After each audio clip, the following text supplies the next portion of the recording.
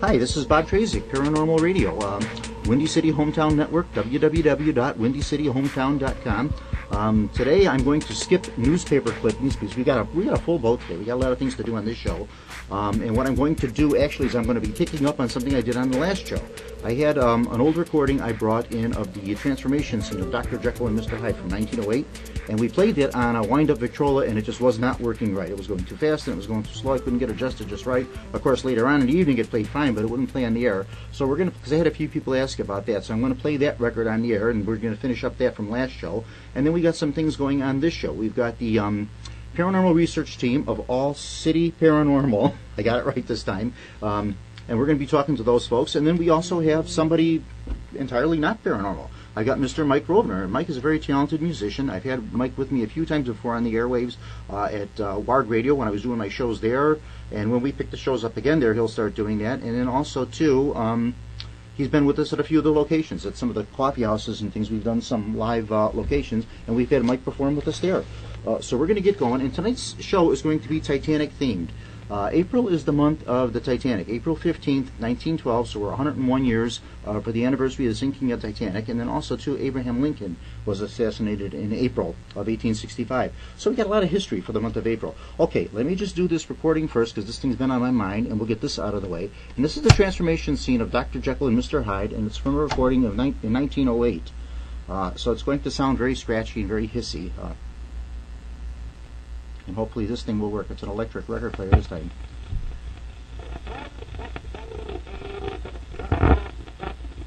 And it's not working right, you see? Okay, let's try it again.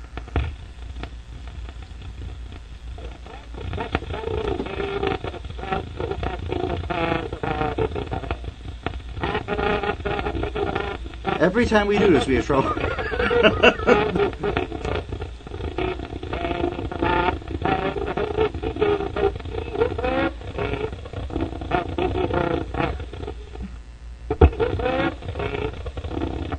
Well, this thing is just doomed. We're just not going to do this record. We just have more trouble with this thing every time we try doing it.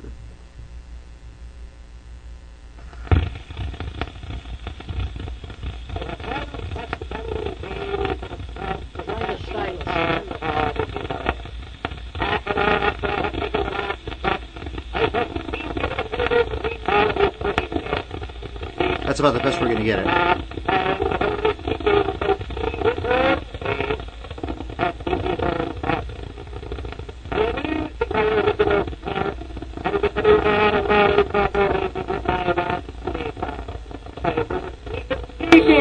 And wake up at time, so will I die on the gallows, or will got in the groove, I guess. To take this poison. What if I feel the demon is coming? Hide it. Ah, no, not yet, thank God. What's that? As we all arrive, can it be my pursuer? Ah, those times.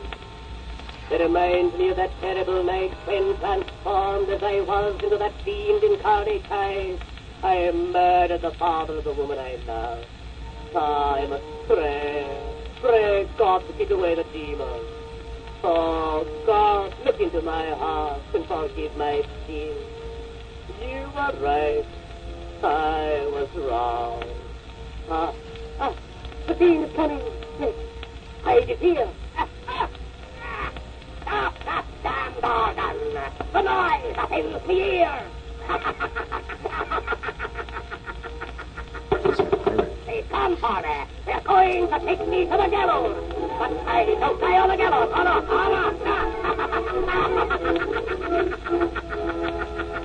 I see the two people already! Here goes for the fire! He kill! I've always told you I'd kill him!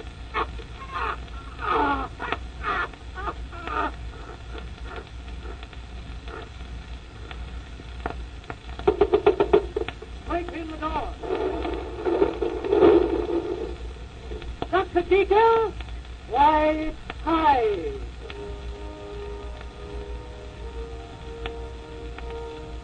Dead. Okay, that is that. We finally got through that. It only took 2 shows to do. That was the transformation scene of Dr. Jekyll and Mr. Hyde from a 1908 Columbia record. That record actually used to, he did that as a stage production, and he would do that on vaudeville stage, and he'd transform right on stage and put the makeup on and everything, and supposedly they had women faint in the aisles when they would do this routine and everything. So we got through that. A little on later on at the end of the show, we're going to be doing, this is going to be kind of a musical show. We got a lot of music on this show. We're going to be playing an old record of the sinking of the Titanic. It's an old Columbia disc from the 1920s, but the song actually did come out in 1912, and it was actually done as kind of a country western song. Okay, let me do a little bit of sponsor recognition here. I have a sponsor for the show. We have Twisted Intentions Productions, TIP Productions, and they are with the Dark Summit Haunts. They did the haunted house over in Summit for us at Summit Park on Archer Road. And they have a lot of summer events going on. They have a zombie walk coming up in June. Their haunted house in October. I know we're a ways away from that, but we'll announce that. Go up on their website, www.twistedintentionsproductions.com. You can find out all about them. A nice bunch of folks to work with and a nice bunch of folks to sponsor some of your events with you. They're involved in some charity things too. The zombie walk, they will do the makeup for you and they'll dress you up like a zombie, and I think it's a charity event, and that will be coming up in June. Like I say, go on their site and they'll give you the exact dates of that. I am going to be doing a lecture this week at the Bridgeview Library, and that will be over on let's see here. I'm going to be at 7840 West 79th Street in Bridgeview. You can give them a call. They're at 708-458-2880 to get a seat for that one. Bridgeview has a pretty big conference room. They got a lot of room on that. And I'm going to be doing a whole thing on Titanic. I have a lot of artifacts and things. I got to get there early to set up a lot of things, and I'll be talking about Titanic. What I'm doing tonight on the radio, we're going to be doing a little bit of Titanic, kind of like a sneak preview of it. And then next week, Thursday, the repeat of the same thing. I'll be at the Justice Library at 7641 Oak Grove, and that's in Justice, and that will be, it's right by Resurrection Cemetery, as a matter of fact, and you can give them a ring there at 708-496-1790 to get a seat for that one. The Justice Library has a much smaller room, so that one you got to kind of reserve a seat for. Okay, Mr. Mike Rovner. Hi. Hey. Welcome back to the airwaves with us, Mike. Thank you. Yeah. Mike is going to perform for us. Mike's a very talented musician. Like I said, I've had him on the radio a few times with me before, and whenever you're ready, Mike, what do you want to sing? Okay, cool. Let's do an Unchained Melody. Figured.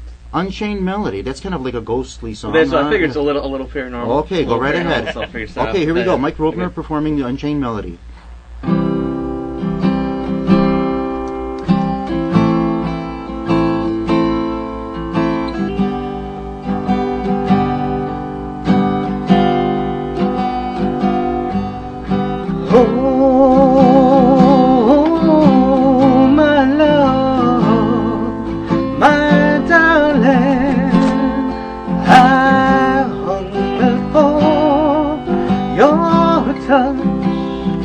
Such a long, lonely time. Remember the movie? And time goes by so slowly, and time can do so much. Are you still mine? Oh, I need your love. I need your love. God, speak your love to me. Like a river flows to the sea, to the sea, to the open arms of the sea. Lonely lovers cry, wait for me, wait for me. I'll be coming home, wait for me. Oh, my love, my darling, I have hungered for your touch such a long, lonely time. And time goes by so slowly, and time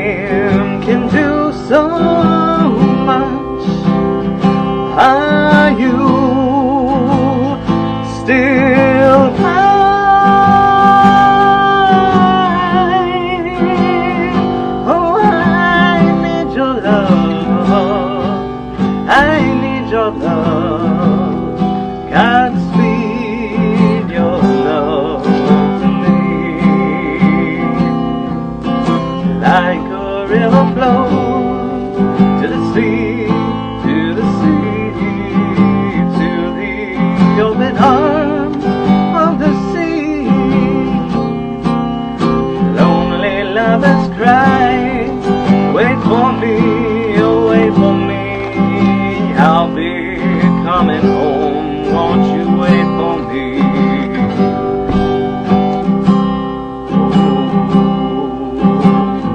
My love, my darling, I'm hungry for your touch. Such a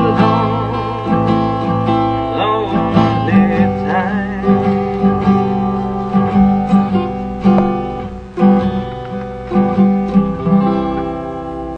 Very nice, Mike. Very good. Very wonderful as usual, yeah. So now, what are you doing with yourself these days, Mike? Now, how's the group thing going? I know last time we spoke with you, when we had you on the air, there was a group. Yeah, we just started out in January. We're called Busted Radio. Busted Radio? Yeah. That sounds like some of the shows I do. Although I've never actually been, like, police busted. Yeah.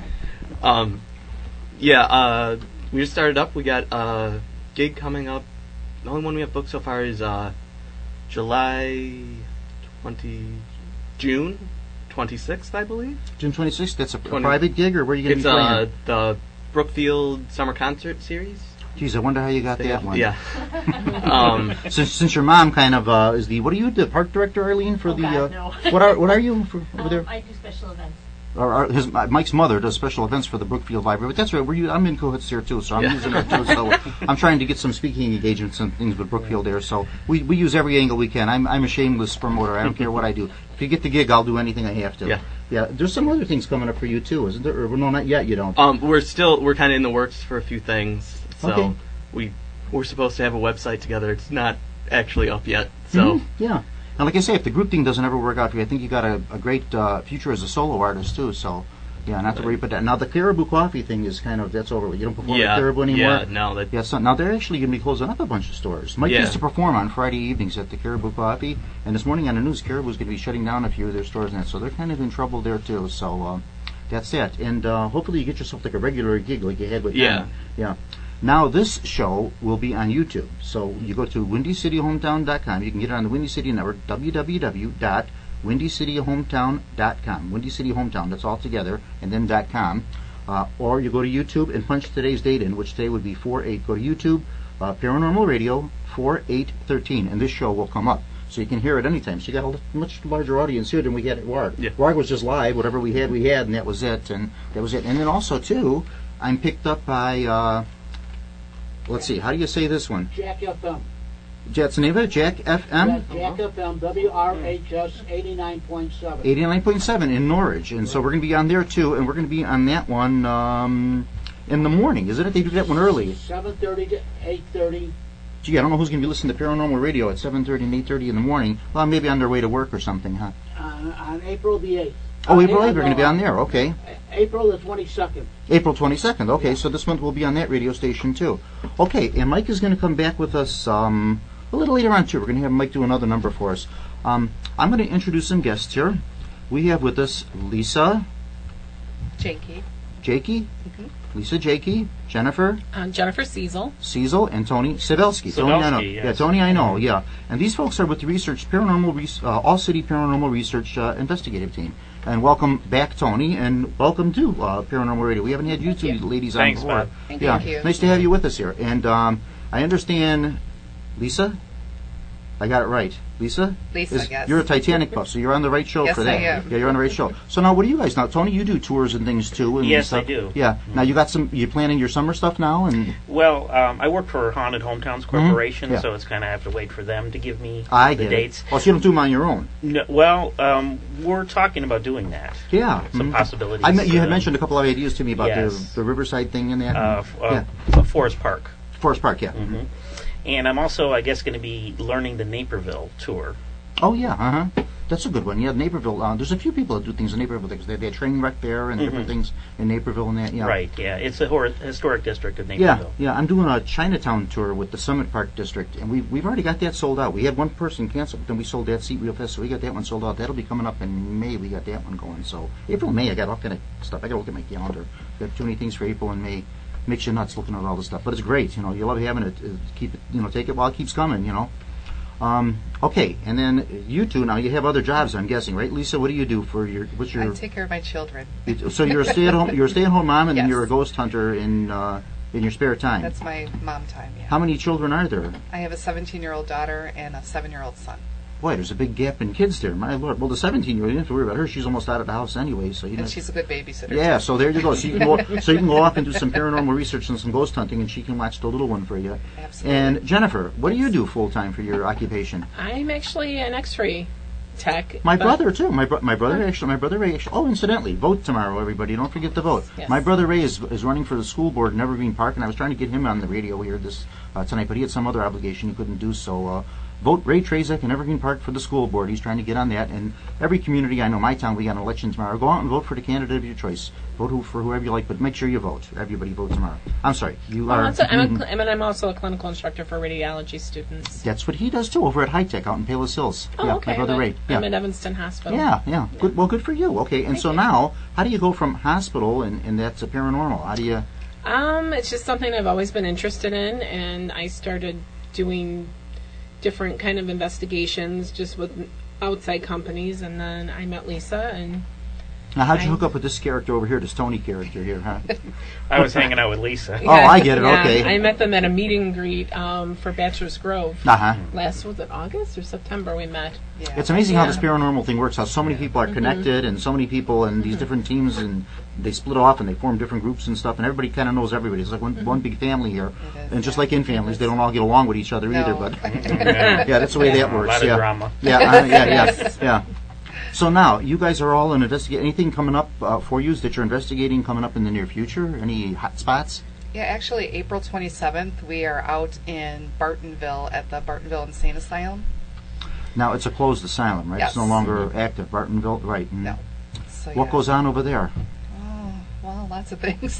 Which you're going to find There's out. been a lot of Yeah. teams that have been out there. Now, and are you staying there overnight? Is this going to be an all-nighter? It will or be how's an gonna- all-night okay, investigation. Yeah. Yes. We're actually going to the Pollock Hospital, which is a part of the Gotcha. campus. Okay, so it's like a whole Peoria complex. Yeah. State Asylum, I guess. Now, is it the buildings are still up there and they're just closed down and you can get I in, think or there's only a couple still left, isn't there? I think so. Yeah, I'm not really sure. and they allow myself. you in here without too much trouble from the authorities and that type of thing? Oh, or- yeah, we get authorization before Yeah, we even go in. always a and- wise thing to do. Yeah, any of these paranormal investigations, if you want to do this on your own or you want to do it with a group, join up with one of these paranormal research teams, always try to get the permission first before you go in these spots, because sometimes they don't want you in there for a variety of reasons.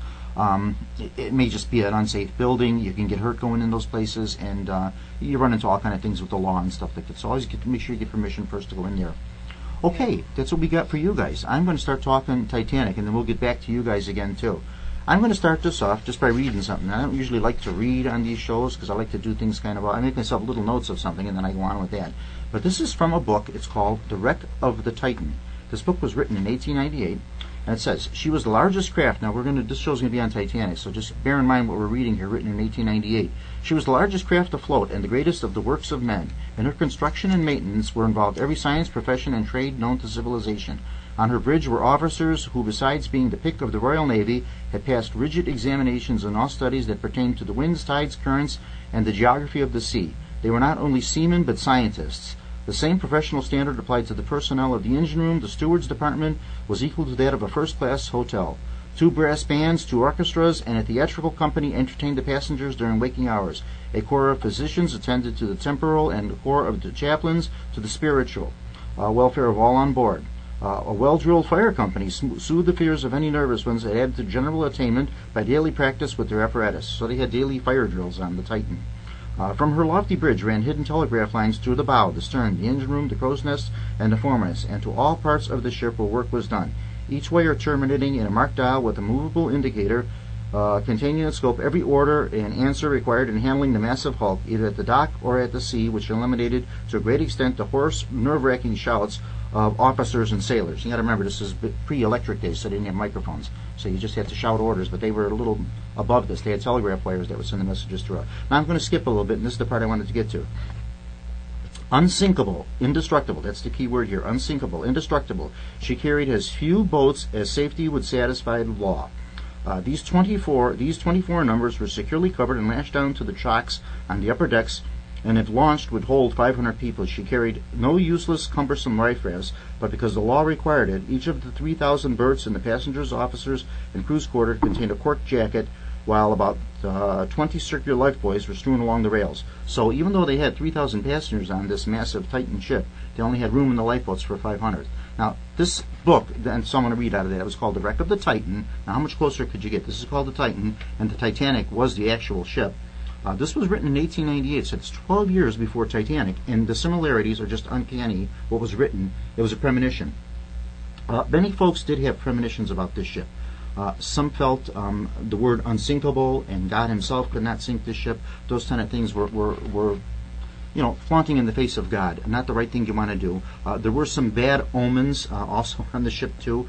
Supposedly they had a coal bunker fire in the ship when it left Southampton dock, which they were trying to extinguish during the whole voyage. They think that may have actually contributed to the sinking of the ship. Now they're finding different facts out about it. And other things that happened that were little, if you're superstitious enough, roosters crowing in the night. There were actually roosters on board ship. There was some prize fowl that were kept in dog kennels, and they were owned by a Mrs. Charlotte Drake Cardezia. She was a poultry enthusiast, and she was a first-class passenger, and amongst other things, she wrote books and did different things, and she collected fancy poultry, and she was bringing these back from Europe, and the roosters were known to crow at night. That's a very bad omen. And also, too, the dummy funnel on Titanic. Now, Titanic had 4 smokestack funnels, the fourth one being a dummy, put there just for the look of the ship and for ventilation. Supposedly, one of the stokers climbed up inside it, and his black face was seen sticking out over the top of it, and people saw that, and they thought this was a bad omen, too. Not too nice of a thing. So, another thing that was happening with the White Star Line, which Titanic was at this time, was there was a coal strike. So in order for Titanic to make its maiden voyage, they had to borrow coal from a lot of the other ships and get them onto Titanic for it to make the maiden voyage. So then, too, they shut down some of these other ships and transferred passengers over. So someone that, say, booked a passage on the Mauritania or whatever was now transferred over to the Titanic. Well, some people took this as a wonderful stroke of great luck, being transferred to a brand new ship, making the maiden voyage, the luxurious Titanic. All the world was talking about it. Others looked at it as a bad omen, and that would have been the Hart family. Eva Hart, 6-year-old Eva Hart, and her father Benjamin, and her mother were on the ship, and they were transferred from another ship. And her mother always felt a bad premonition about this voyage. She would sleep not at night; she would sleep during the daytime. At night, she'd be fully dressed, sitting there waiting for something to happen, which finally did happen, as we all know. There were 3 of these ships when Titanic was planned. There were 3 ships planned originally. There was the Olympic, the Titanic, and then the third one was supposed to be named the Gigantic. But then after the Titanic disaster, they opted to go for Patriotic, and they renamed it the Britannic. The Olympic was the first ship built, and then Titanic was completed the year after. In 1911, the Olympic, and then 1912, Titanic was launched. And the Britannic never actually saw passenger service. World War I broke out, and all the woodwork and carpeting and fittings and everything for the staterooms was put into storage, and the ship was actually used as a hospital ship during the First World War and was sunk during the war. So it never saw passenger service and was never fitted out as a passenger liner. A lot of the things that turn up today that they say are pieces of woodwork and carpeting and things from Titanic actually are from the Britannic. They didn't come off the Titanic. Not too much came off Titanic because it didn't have a very long life. Okay, we talked a little bit about the ship itself. What I'm going to tell you now is something about passengers. Like I said, this week I'll be doing a couple of talks this week and next week at some of the libraries, and what I like to concentrate on some of the different aspects of it. And one of the things I found fascinating was that amongst everything about the ship, guys, anytime you want to, you jump in on this. I just keep talking and talking. Anytime you got something to say, just get in there and stick your word in, or otherwise I'll do the whole hour myself here. Some of the folks I want to talk about, now Titanic, of course, we have first class, second class, third class passengers. We have this, it's a microcosm of what was going on in the world at that time. That's how the world was divided up, first class, second class, third class people. And oddly enough, what everyone thinks of Titanic is this very luxurious ship and designed as the millionaire's special and all this. The money on shipping in those days was made in the immigrant trade, because there were so many immigrants coming back and forth across the waters for a new life here in the United States, and then after they were established here, they would go back for visits to the old country and then come back again. So you made a lot of money in third-class passage on the immigrant trade, and you made that actually more than you made in first class. But we always think of Titanic as the luxurious first class with the grand staircase and the elegant dining room and all this. But the money actually was made in the third class, all the people down below. So what I'm going to do is just give you some of the passengers here, and we have the Astors. Now the Astor, John Jacob Astor and his young new wife, John was I think 42 years old, John Jacob Astor the sixth, I think he was, married a young 18-year-old Madeline Force Astor, divorced his wife, and his son from his first marriage, Vincent, was actually only a year older than his stepmother, Madeline. So John marries Madeline Astor. They honeymooned for a long time in Europe, as was done in those days. You didn't just go on vacation for a week. You went for about 3 or 4 months. They toured Egypt, toured Europe, and then were coming back on the Titanic. And of course, Titanic goes down. John Astor puts his wife Madeline in a lifeboat, and she's actually pregnant. I think she was like 4 months pregnant when the Titanic went down with his son. And he does not make it into a boat. Men, depending what side of the ship you were on, some men were allowed in, some weren't. It was kind of a very mishandled thing. So John stepped back with the other men, put his wife off in the boat, and away he went. He perished in the disaster. She lives. However, Madeline does not have a very happy life. She goes on to give birth to the baby, John Jacob Astor the seventh, named after his father. And she is given the use of the Astor mansion in New York City for the rest of her life, the remainder of her life, providing she does not remarry. If she remarries, she has to leave the Astor mansion, and she's also given a settlement of $5 million. Well, 3 years later, 1915, Madeline does remarry. She marries a Mr. William Carl Dick, who was actually a lifelong childhood sweetheart of hers, a childhood friend that she had known before she met John Astor. They married. 1916 until 1933 they were married, and they had 2 children. She has William Jr. and let's see, I wrote this down but I can't think of the other one's name. Oh well, anyway, she had 2 sons with him, and this marriage didn't last. It ended in 1933, and then in 1933, very quickly after this marriage ends, she meets Enzio Friamonte, an Italian prizefighter, a boxer. And the sad thing about this is he used her as a punching bag. He was a very abusive husband, was known to beat her. Marriage was childless. They didn't have any children, although Madeline now has 3 children. She has 2 sons. There it is, John and William, by William Carl Dick. And then she also has John Jacob Astor the 7th, by her first husband, John Jacob Astor. So her marriage to the last marriage is just not a happy one, and this marriage ends in 1938. Madeline does not marry again. She stays, single after this. She doesn't marry, and at the age of 46 in 1948, she dies. Some said she died from an overdose of barbiturates, sleeping pills, over-medicated herself, or it was a heart failure. They're really not certain of that, but they believe all indications point to a suicide. So that was the end of Miss Astor. Not a very happy life for someone with all that money. Yeah, it's crazy. Yeah. Phyllis May Quick. Interesting. 3 years old when she sailed on the Titanic with her family. The whole family was able to get off. They were second-class passengers. The Quick family was able to get off on a lifeboat. She was 3 years old. She went on to have a life. She married. She worked for the phone company, lived here in the United States. She had 4 children. March 15th, 1945, she's 48 years old. She puts a pistol to her head and kills herself for no apparent reason. No one knows why. To this day, they don't know why. She had everything going for her. I think anybody on that Titanic might have had an omen in their... Some people, especially with male passengers on the Titanic, they always had this guilt that they survived and so many women and children perished. A lot of the male passengers felt this all their lives. They did this. Okay, Mr. Jack Thayer, 17-year-old, very well-to-do first-class passenger on Titanic. Father, mother, they actually traveled with their servants. In those days, you traveled very differently than you travel now. You traveled with your personal valet and a lady's maid, and sometimes with the chauffeur traveled with you. So it was a very different way of travel. Yeah, a very different way of travel amongst the super rich in those days. And so 17-year-old Mr. Thayer is on board Titanic with his passengers, and mother and father managed to get off in a boat. Mr. Thayer does not, but he actually does survive. He gets off the ship as it's going down. He's picked up out of the water. He lives. He later marries, has 2 sons of his own. Both of his sons serve in World War II. And he goes on to be the president of, I forgot what it was, vice president actually, of some banking firm or something like that. Goes on with a very successful life, and for an apparent reason, he was upset very distraught over the death of one of his sons in World War II.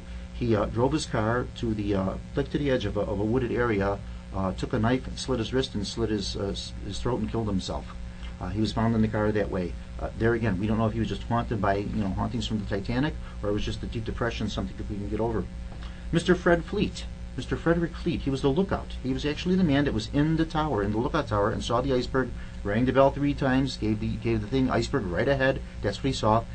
Fred Fleet was a crew member on Titanic, and the crew of Titanic, after the disaster, never rose to any higher ranks. They were always kind of looked almost as bad luck. So they worked on other shipping lines and things, but always in lesser positions. They never commanded a ship or anything like that. They kind of thought it was bad luck. Sailors are kind of superstitious people, seamen are. So Fred finishes his career with the sea, with White Star Line, and he goes on to do a variety of different odd jobs and everything. And he ends up in the 1960s selling newspapers in England. And he lived with a brother-in-law and his wife. And when his wife passed away on her death, the brother-in-law asked him to leave the house and to move. So Fred goes into the backyard and hung himself from the clothesline and killed himself. And one of the things that prompted Mr. Commuta is the gentleman's name, to start the Titanic Historical Society was because of Fred Fleet's collection. Fred had some things that he had saved from Titanic that he kept, and he found out they were just taken and thrown into a garbage dumpster and thrown away. So he started the Titanic Historical Society to try to preserve some of these things that people had. Yeah. Wow. So can you imagine this, like some paper or things that you had that you took off the ship, they just took and threw away, no one was interested in it. They could have put those in some of the museum ones. Right. Absolutely, yeah. Now, people, you name your price, you could get it, yeah.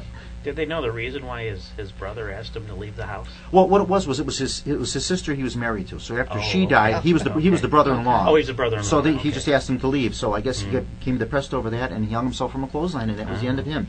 Dr. Washington Dodge, very prominent physician, first-class passenger. The Dodge family all made it off. Father, mother, son, all got off the ship.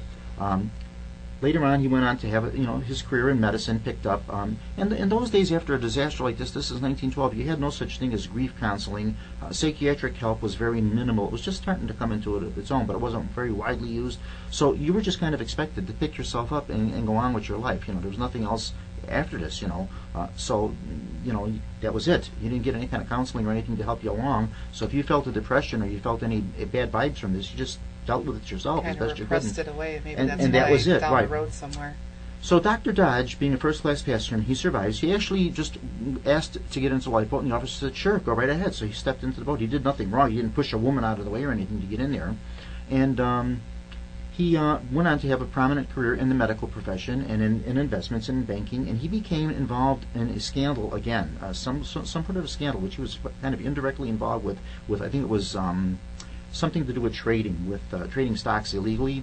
And although he himself had really nothing to do with it, he was involved in it. And June 30th, 1919, not wanting to go through another legal thing like he had gone through with Titanic and feeling the guilt of being a male that had survived, he puts a pistol to his head and shoots himself and killed himself after the investigation of fraud. Okay, we have another crew member here, Mr. William Murdoch. Yeah, amazing, isn't it? Some of these people killed themselves. Yeah. Dr. Washington Dodge, we just did. Mr. William Murdoch. Now, William Murdoch was the officer next in line after Captain Smith, who commanded the ship, and he was on the bridge at the wheel when Fred Fleet rang the crow's nest bell and said that was right, iceberg was right ahead. So he gave the order to turn the ship hard to starboard, and now they kind of figured out he actually may have turned the ship the wrong way, actually into the berg instead of away from it. So we're not quite certain about that, if he felt a little guilty about that. In any event, he assisted with loading the lifeboats and getting many people off to safety and everything, and then towards the end, when panic kind of set in, when the boats were gone and you had 1,500 people on this ship with nowhere to go, William Murdoch fired his pistol. Passengers gave testimony to this. Fired his pistol into the crowd to calm people down, and he thought he accidentally may have hit someone and killed someone, put the pistol to his head and killed himself and shot himself. They showed this actually in the 1997 film Titanic, the Leonardo DiCaprio thing. Yes. Yeah, they showed that where he actually shoots himself and he falls off the side of the ship. And his family, heirs now, were actually kind of upset about that because there's no actual real proof that he did that. But passenger testimony, people that were there in the area that did survive said, yeah, there was a crew person that did shoot themselves, and they do believe it was William Murdoch. Dr. Henry Frauenthal, very prominent, here we go, with psychiatric, very involved in psychiatric care in the 1912s, kind of a new industry at that time, involved with medicine with the nervous system, first-class passenger, he and his wife. Dr. Frauenthal actually jumps into a boat as it's going down, lands on a fellow woman passenger and broke 2 of her ribs. in the boat. So he manages to get off, and he always felt the guilt. He always felt the guilt of surviving. Later went on to build a charity hospital, did a lot of work for the poor, a lot of work, pioneering work in the psychiatric field, and for whatever reason, later in life, he jumped from the 7th floor of the hospital that he built and killed himself to his death. And his wife, who also survived Titanic, spent the remainder of her life in an insane asylum. Rest of her life, yeah, so not too good. Annie Robinson was a stewardess. Annie was a stewardess on the Titanic, one of the ladies that took care of the cabins, first-class stewardess. She was actually the first casualty of Titanic.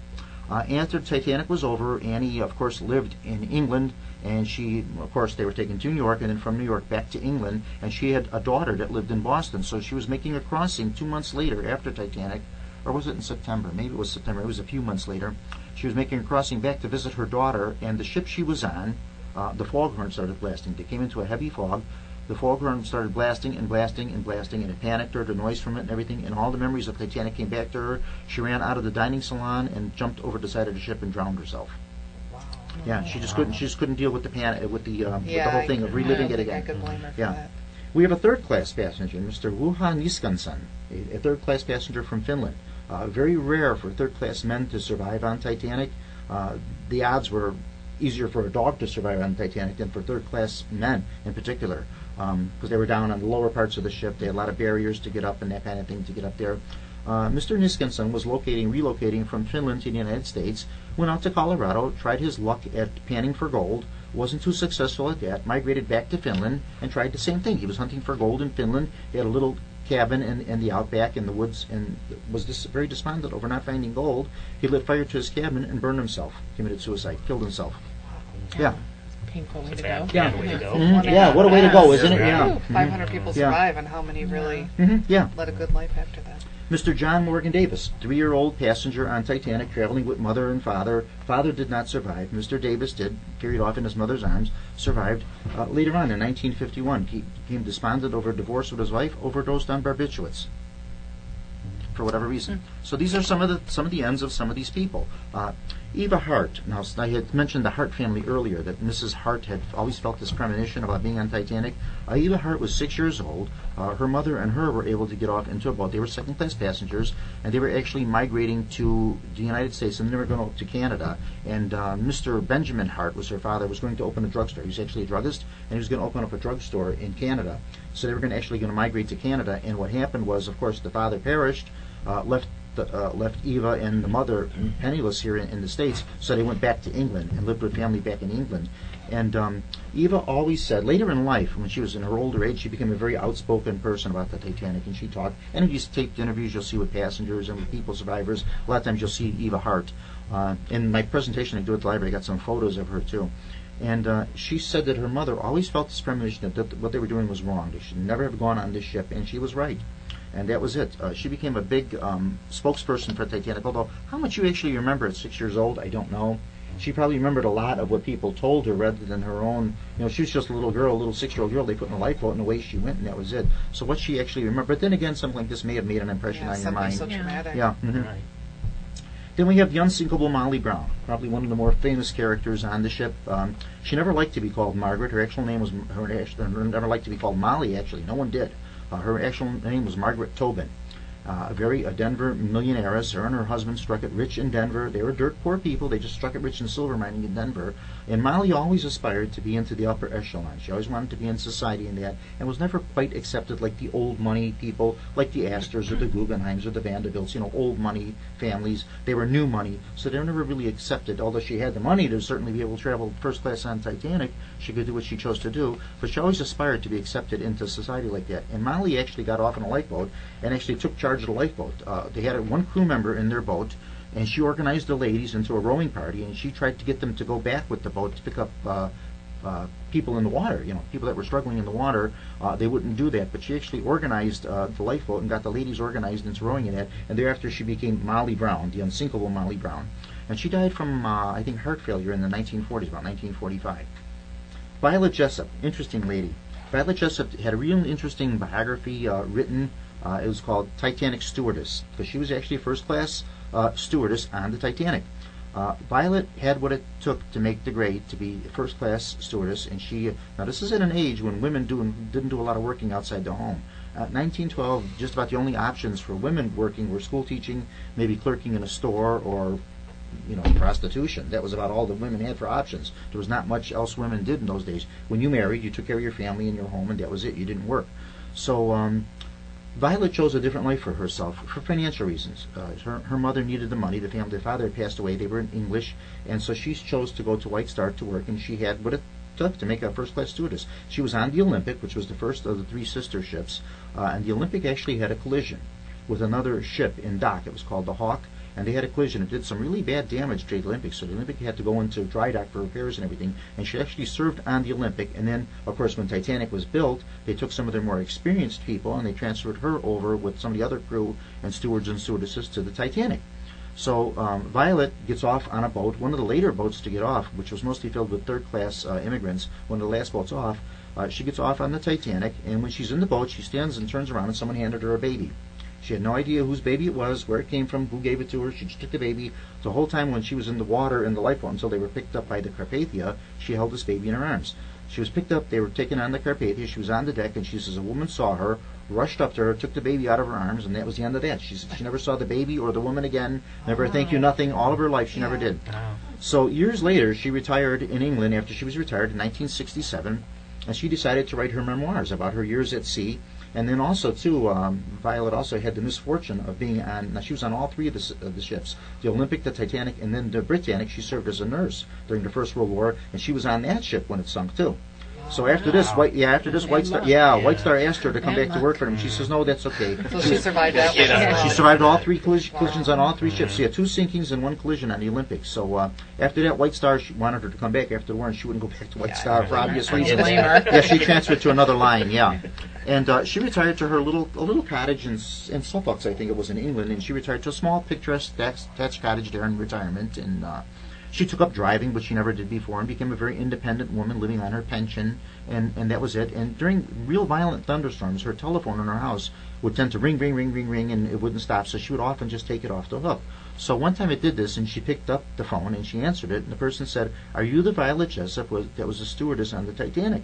And she said, "Yes, I am." And she said, "How did you know that?" And the person said, "Well, I was the baby that you held in the lifeboat."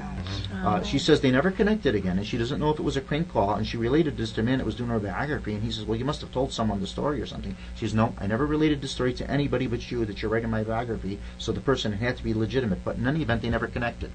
So that was it. That would have been an Too awesome bad. thing. Yeah. Would have. Okay, another person here, Miss Milavina Dean. She was our last survivor to die. Last person that survived the Titanic. 2-year-old baby, Milavina Dean. She just died in 2009.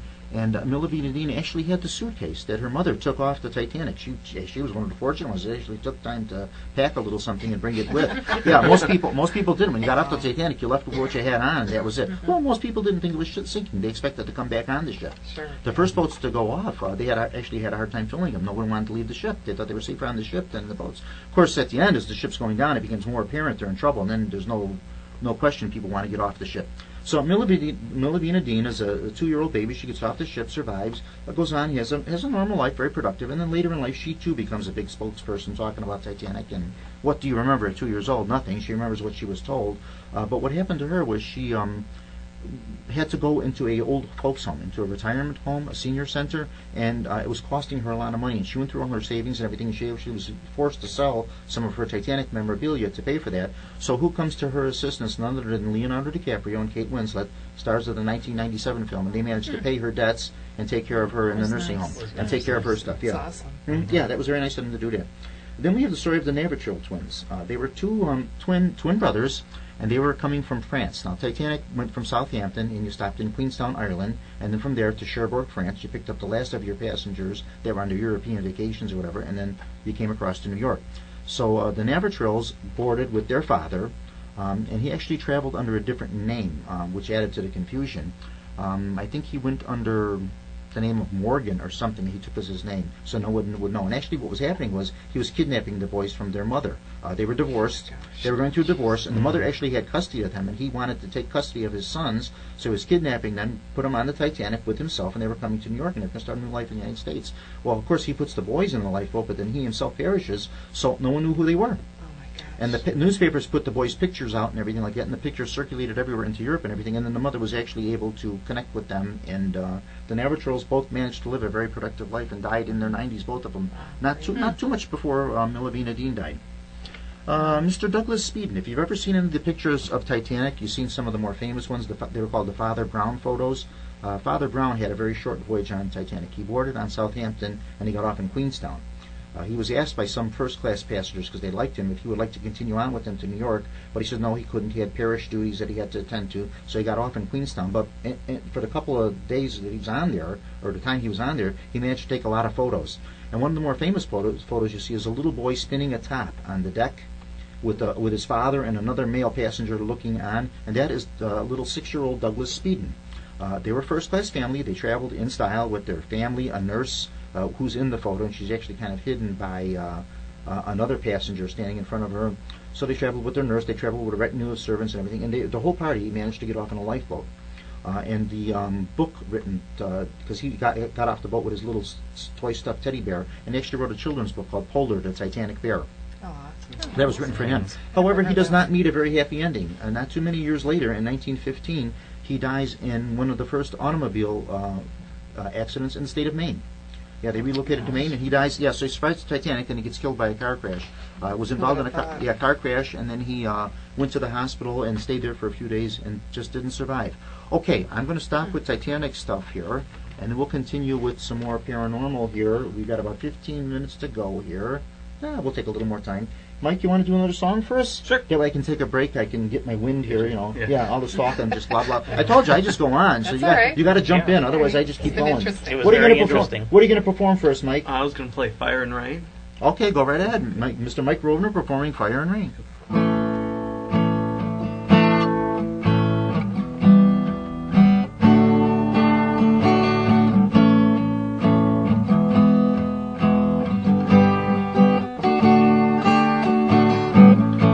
Yesterday morning, they let me know you were gone. Suzanne, the plans they made put an end to you. Woke up this morning and I wrote down this song. I just can't remember who to send it to. Well, I've seen fire and I've seen rain. I've seen sunny days that I thought would never end. I've seen the lonely times when I could not find a friend. But I always thought that I'd see you again. Look down on me, Jesus. You gotta help me make a stand. Gotta make it through to another day. My mind is aching and my time, she's at hand. I'm not gonna make it any other way. Well, I've seen fire and I've seen rain. Seen lonely days that I thought would never end. Seen the sunny days, but I couldn't find a friend. But I always thought that I'd see you again. Walked my mind to an easy time, my back turned towards the sun. Lord knows when the cold wind blows, it turns your head around. Plenty of time on the telephone line to talk about things to come. Sweet dreams and flying machines in pieces on the ground. Oh, I've seen fire and I've seen rain. I've seen sunny days I thought would never end. I seen a lonely time when I could not find a friend. But I always thought that I would see you one more time, baby, one more time. Well, I always thought that I would see you in fire and rain.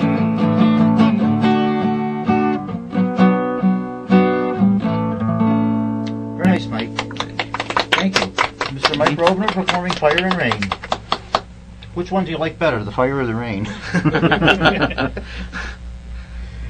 No answer. No, huh? Right. no, you- Well, we'll give you a chance to catch your breath there. In the meantime, we'll talk to these other folks here, and then we'll talk back with you.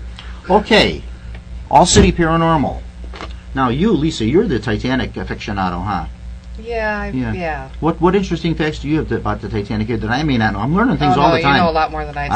I'm always finding stuff out. Yeah. No, I've just been a follower of it. The Yeah. pictures and the items, and when they came to the museum down here, I went to that a couple times. And For a while, it was actually following me. Wherever I went, Yeah. Titanic seemed to go. Here in Chicago, they had the thing. It was a smash success the first time they had it. A couple of years later, they brought the thing back again. I went to Orlando, Florida. They had a big exhibit in Orlando. Las Vegas, they had an exhibit. I met an author there, and I had him sign a book for me and stuff. So it just was going with me all over the place. And then one of my interesting stories I like to tell about Titanic was some years ago. This is going back about 12 years ago. Richard Crowe, you all remember who Richard Crowe Oh, is? yeah. He just passed Yes. away. Yeah. Richard Crowe was running a Supernatural New Orleans tour, and he called me and said, "Bob, would you like to go? I've got a gentleman that wants to go. His name is Bob Daub. He's a government clerk in Indiana. He wants to go on the trip, but he wants to have a roommate because it'll be a little less if you just bunk together in the room." I says, I'm not real crazy about that. I like my own room because Yeah, absolutely. I run around all over the place. But I said, no big deal. I'm not traveling, but $20,000 in cash and expensive jewelry or anything, so no problem. I'll do it. Great. So we did this. We're sitting on the plane. We're flying down to New Orleans, and I'm reading a book. I'm reading Walter Lord's book, A Night to Remember, about the sinking of the Titanic. The man sitting next to me says, he says, "You're interested in Titanic?" And I said, "Oh, yeah, all my life, when I was a kid." And I says, "This was when I was a kid in the library. This was one of the only books they had there that you could read on Titanic, was A Night to Remember." And he says, "Well, I got an interesting story for you." He says, "My grandparents were on the Carpathia, which was the ship that picked up the survivors." And he says, they went and they were on their honeymoon trip, and they were going from New York for honeymoon. They were going to the Mediterranean for their honeymoon.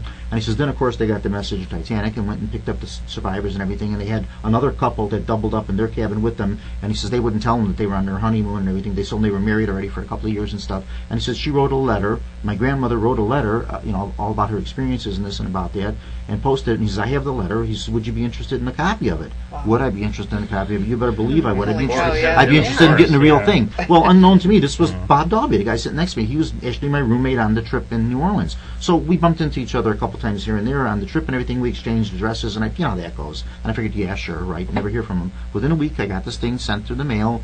He made copies of the letter for me. He copied the envelope that it was in, the whole thing. Real nice. A couple of newspaper clippings that they did on him having this, and the thing was actually up on the roadshow too. They had the letter up on the Antiques Roadshow, and they couldn't even Really? put a price on it, because they said it was just That's kind of awesome. name your price, Yeah, yeah. It is, Kind of meant to Yeah. be. Mhm, yeah. It amazes me too with Titanic that, of course, they've been doing so much scavenging down there that they find so much paper stuff.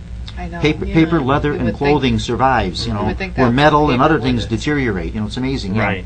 However, one of the things they have not found yet is anything that says the name Titanic on it. Nothing that says Titanic.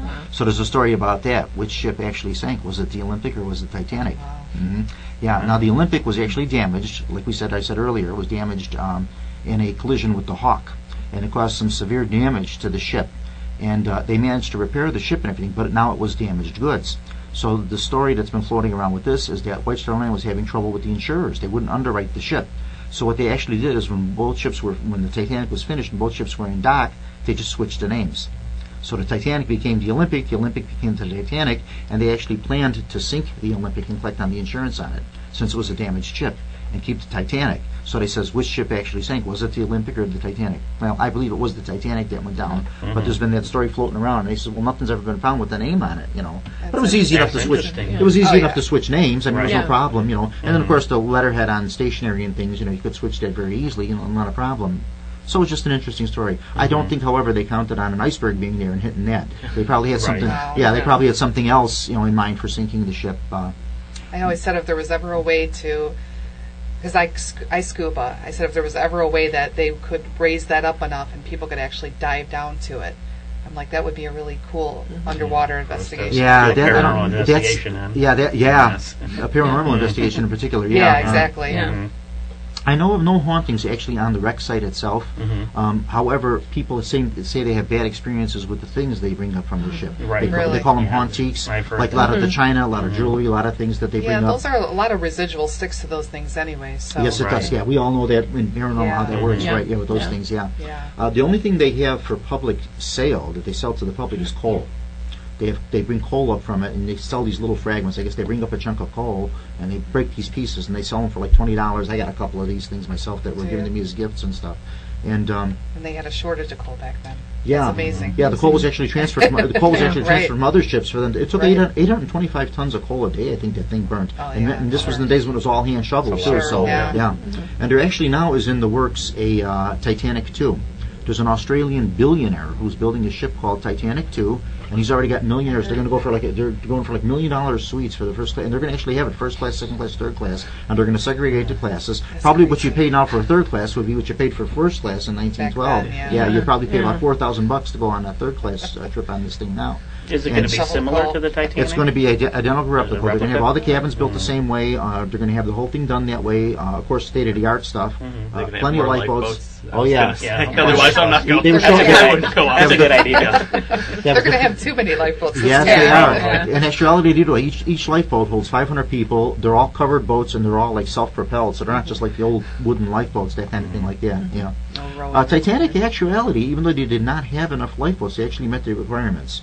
That's crazy. In those days, it was a British ship. They were a Royal Mail steamer. They were licensed to carry mail across the Atlantic, so they were a British Royal Mail steamer. And they actually, in those days, they had an antiquated formula that they used for ships. It wasn't by the amount of passengers you had on; it was by the gross tonnage of the ship. So Titanic, for the tonnage that it was required to carry 16 lifeboats, which they had. But they actually had 4 collapsible boats. Collapsibles were just like a wooden base, and then they had little canvas sides that popped up. They no longer use them now. They've been outmoded. So they have other things they use now. They don't use the canvas collapsibles anymore. And they actually had 4 of those. So they were actually 4 boats over the requirement. So you couldn't get them on that. They met the requirements. But of course, right after that, the rules all changed. It was lifeboat space for everybody. Right. And that was the end of that. Yeah. You know, a lot of firsts with the Titanic. Titanic was the first ship to have a swimming pool on it. They actually had a swimming pool, ironically, which is now full of seawater. They actually had the radio system. Radio was being used in 1912, although not a lot of it. It was after Titanic it became really took off because that's what saved them.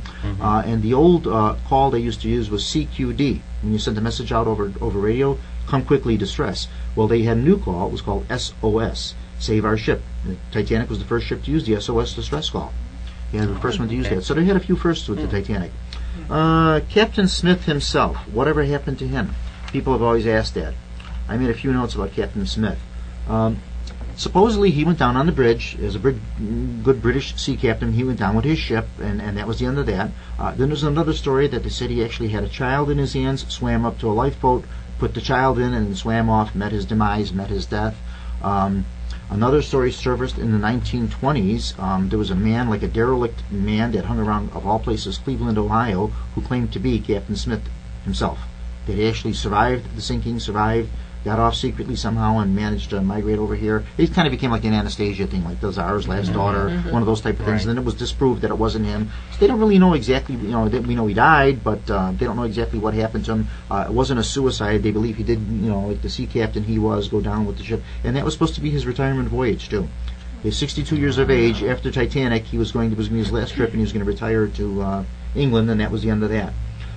If you believe in the Inquirer, and we all know the Inquirer does not lie, they put a story out. Because I save all this stuff over the years, that Captain Smith was actually a woman in disguise. Yeah. So there's that. Yeah. I'm going to bring that with me to the library when I go, because I think that's such a neat. And they actually have a photo of him. What he looks like as a woman dressed, and what he looks like. They don't explain his beard though, but. So that is that with Here, Titanic. go, yeah. Okay, I'm going to do this thing here.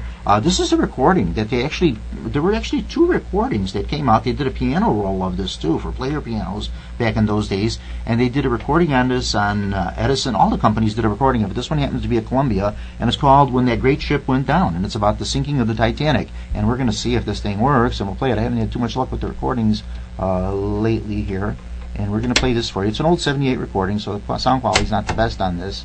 And we're going to give this a whirl and see if that goes. It's sort of a country western song, oddly enough. Love country. Yeah, kind of strange sounding, early country.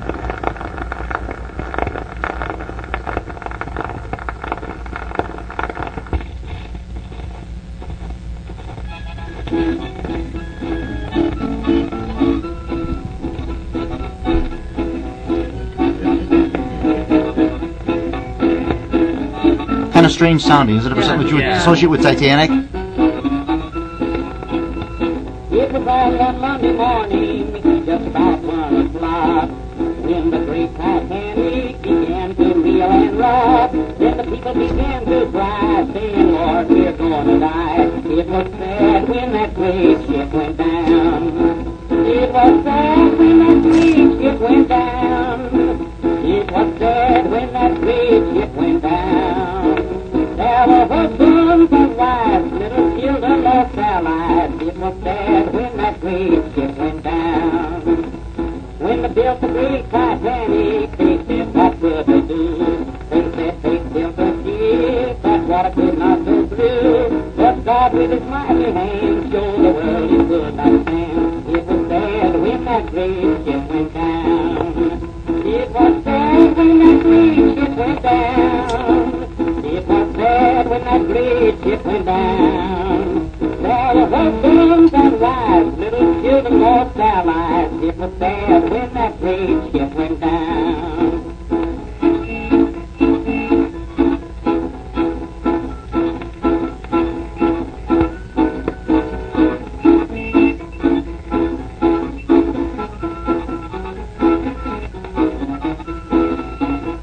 When they heard the signal ring, they were headed for the door. The rich folks, they declared they wouldn't ride with the poor. So the sent the poor below, they were first and had to go.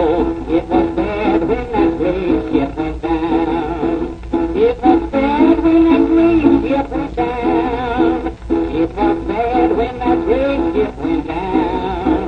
There were husbands and wives, little children lost their lives. It was sad when that great ship went down. When the people on the ship were a long way from home, with the people all around them didn't know that time had come. But death been riding by, 1,600 had to die. It was sad when that great ship went down. It was sad when that great ship went down. It was sad when that great ship went down. Same thing over and over again. Little children lost their lives. It was sad when that great ship went down. There you are. That's the end of that. They didn't The have a lot of sinking of verses the back then. the sinking of the Titanic. Well, Obviously beats than I would've something they expected. threw together. Yeah. Obviously just for the Yeah. thing of it. Yeah, they actually did a Right. piano roll of that, and the QRS Roll Company, which is still in business. If you happen to be lucky enough to still own a player piano, I've got 2 of them. They put out a commemorative roll last year, which was "Nearer My God to Thee" and "The Song of Autumn," which are supposedly the last tunes that the ship played. The ship's band played rather. The story's been surfacing about that too over the years. They said, what was the last thing played? And some people said, well, they played something ragtime. And then somebody said, no, it was "Nearer My God to Thee." And then others, people in the lifeboats that actually hear them, said, I don't think they played anything. The decks were slanting too much. They couldn't have stood. So I don't think they played anything. I think they just, and none of them survived. None of the musicians on the Titanic's band survived, so we'll never know what they actually played. But the general consensus is it was "Nearer My God to Thee." So I'm not taking any boat trips just to be safe. Musicians, Well, lately, musicians don't get off. well, have you noticed lately all the trouble we've been having with the cruise ships, especially the Royal yeah. Caribbean? I've never been on Right. one, and I They've said been there's having no they've been way having their on. problems. Yeah, last year we had that Costa Concordia that tipped over in Italy there, that one, and then this year there've been trouble with 2 of the cruise ships, and then the one ship that actually had trouble out at sea with the engine trouble was docked, and then something happened to it on the dock. So that ship just kind of, I don't think I'd ever want to go on Cruise that is not one. for me. No, yeah. That's not everybody's thing. I'll Yeah. stick to the ground. Yeah. Years ago, I don't know if you all know who Irene Hughes was. She just yeah, passed yeah, away of herself. course, yeah. I went to Irene Hughes many years ago as a psychic, and she did a reading for me. She told me, she says, you're connected with the sea and with the big disaster with the sea.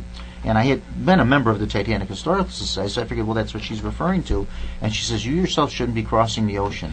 So I I did. I went to Europe, and then I went to Mexico, to Cancun and that. So I crossed the ocean. Nothing happened, but that was it. She says, no, you shouldn't be crossing the ocean. I don't know, She was pretty good from when a couple Yeah. of my girlfriends had gone to her. Yeah, My she was mom pretty went to her, accurate with yeah. stuff. Yeah.